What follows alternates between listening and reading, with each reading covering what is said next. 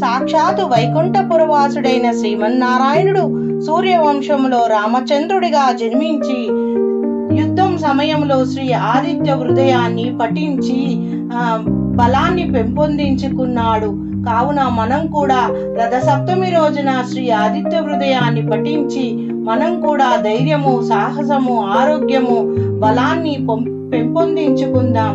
తతో యుద్ధం పరిశాంతం సమరే చింతయా స్థితం రావణం చాగ్రతో దృష్టయా యుద్ధయా సముపస్థితం దైవతేజం సమాగమ్యం దృష్టమాభ్యాగ్యతోరణం ఉపగమ్యం అబ్రవీద్ రామ అగస్త్యో భగవాన్ ఋషిః.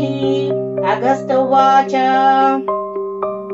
రామ రామ మహాబాహో శృణ్య గృహం సనాతనం ఏన సర్వాన్నరీనవస్త్యం సమరే విజయస్యసి ఆదిత్య హృదయం పుణ్యం సర్వశత్రు వినాశనం జయాపహా జపే నిత్యం అక్షయం పరమం శుభం సర్వమంగళ మాంగళ్యం సర్వ పాప ప్రణాశనం చింతశోకా ప్రశమనం మయూర్వాదనం ముతత్వం రషీమంతం సముద్యంతం దేవాసుర నమస్కృతం పూజయస్వం వివస్వంతం భాస్కరం భువనేశ్వరం సర్వదేవాత్మకో ఏషస్య తేజస్య రశ్మి భావనః ఏషాం దేవాసురగణో లోకానుపాతిగభిస్తభిః ఏష బ్రహ్మం చ విష్ణుం చ శివస్కందః ప్రజాపతిః మహేంద్రో దనః కాలోయమ సోమ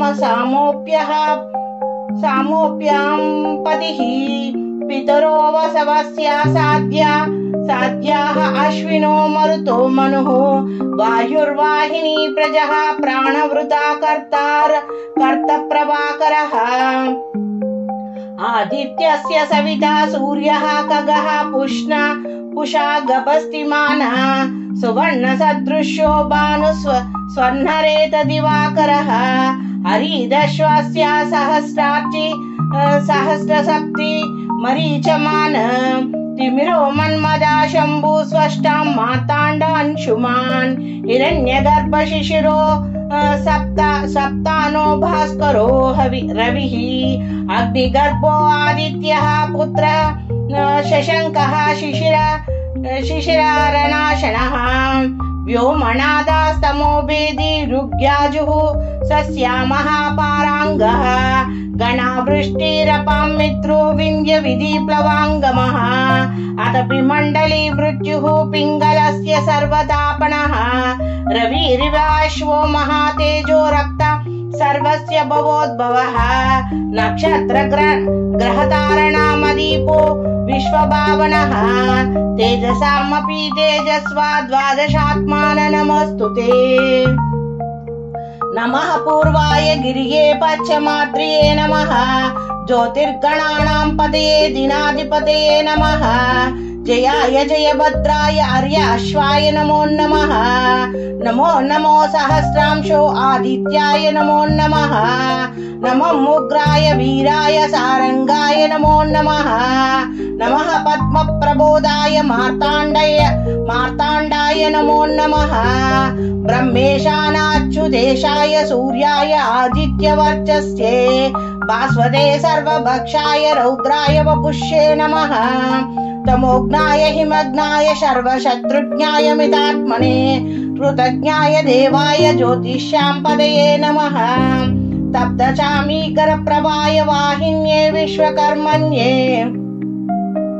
నమస్తే స్తమోపి నిఘ్నాయ రవియే లోకసాక్షిణ్యే నాశాయ ఏతస్యాం వైభూత్వాం తదైవ సృజతి ప్రభుః పాయతేష తప్తేష వర్తేష గభస్తిభిః ఏషాం స్తుప్తేష జాగర్తి భూతేష పరినిష్టః ఏష చైవాగ్నిహోత్రిం చ ఫలం చైవాగ్నిహోత్రీణాం వేదచ్చ కర్తువై చ కర్తూనాం ఫలమేవ చ యాని కృతాని లోకేషు సర్వేషు రవిః ప్రభుః ఏనమపస్తు కృచ్చేషు కాంతరేషు పయేషు చ కీర్తయాన్ పురుషః కచ్చిన్ న వసీదతి రాఘవ पूजयस्वैनमेकाग्रो देवदेवं जगत्पतिम् एतत्त्रिगुणितं जप्तां युद्धेषु विजयस्य अस्मिन् क्षणे महाबाहो रावणं तत्त्वं वदीयस्यसि एव मुक्तां तदा अगस्त्यो जगमाञ्चय यदागतम् एतदच्युतं महातेज नष्टशोको अभवत् तदा धार्यमास सुप्रीतो राघवाः प्रियतात्मवान् आदित्य प्रेक्षं जप्तं परं हर्षम् अवाप्तवान् तिराचम्यं शुचिर्भूत्वान् धनुरार्धया वीर्यवान् रावणं प्रेक्षं हृष्टात्मं हृदय योद्धया समुपागमत् सर्वयत्यन्न महते वदे तस्य द्रुतो अभवत् अदा रवीरारवदा निरीक्षणा राममुदिता मनः परमं प्रवृष्यमाणः निशीचरापति संक्षयं विदित्वां सुरगणामध्याङ्गतो वचस्त्वारेतिः अदा रवीररवदा निरीक्षणा राममुदिता मनः परमं प्रवृष्यमाणः निशीचरापति संक्षयं विदित्वां सुरगणामध्याङ्गतो वचस्त्वारेति अदा रवीरवदा निरीक्षण राममुदिता मनः परम प्रवृष्यमाणः निशीचरापति संक्षयं विदित्वां सुरगणा मध्याङ्गतो वचस्त्वारेति। इति श्री सूर्यनारायण चरणारविन्दार्पणमस्तु। आदित्य हृदय स्तोत्रं సమర్పయామి సూర్యనారాయణార్పణమస్తు। ఈ స్తోత్రాన్ని ప్రతిరోజు పఠిస్తే సంపూర్ణ ఆరోగ్యం లభిస్తుంది.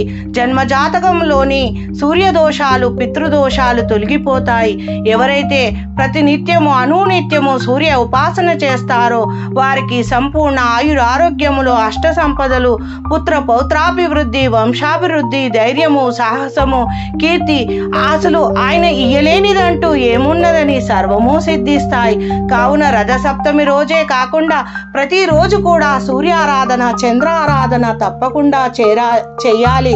హిందువులై పుట్టినందుకు మనము ప్రత్యక్ష దైవాలైన సూర్యచంద్రుల్ని విస్మరిస్తున్నాము.